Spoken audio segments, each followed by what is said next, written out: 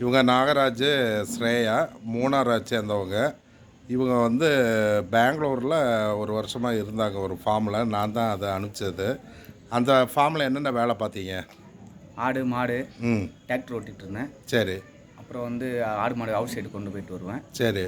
2 மாடு தான் இருந்துச்சு. பால் கறக்கிற வேலைலாம் இல்லை. தோட்டத்தில் வந்து களை எடுக்கிறது, மாந்தோப்பில் அந்த கேரட் போட்டிருப்பாரு, முள்ளங்கி அதெல்லாம் அப்படியே விவசாயம். சரி சரி. இப்போ அங்கே வந்து ஒரு 1.5 வருஷம் ஆச்சு. சம்பளம்லாம் கரெக்டாக கொடுத்தாங்களா? சம்பளம்லாம் எந்த குறையும் அதில் ஒன்றும் சம்பளம் சாப்பாட்டுக்கு எந்த உங்களுக்கு பாஷை தான் பிரச்சனை. ஆமாம், பாஷை தான் பிரச்சனை. ரைட்டு. இப்போ வந்து பெங்களூரு, மைசூர் அந்த சைடெலாம் போவீங்களா? போவோம். சரி. ஊருக்கு எப்போ வருவீங்க? அடுத்து இப்போ நம்ம அப்பாயின் பண்ணுவோம். அடுத்த ஒரு மாதம் வருவோம். பையன் பிறந்த நாளுக்கு வருவீங்க. பையன் எங்கள் ஹாஸ்டலில் இருக்கிறாரா? பையன் அம்மா வீட்டில் கேரளா. சரி சரி. இந்த ஃபேமிலி ரொம்ப நம்பிக்கையான ஃபேமிலி எங்களுக்கு.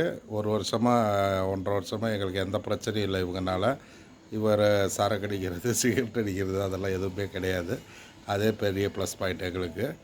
ரொம்ப நன்றி. இதை பார்க்குறவங்க என்னை காண்டாக்ட் பண்ணுங்கள். நன்றி.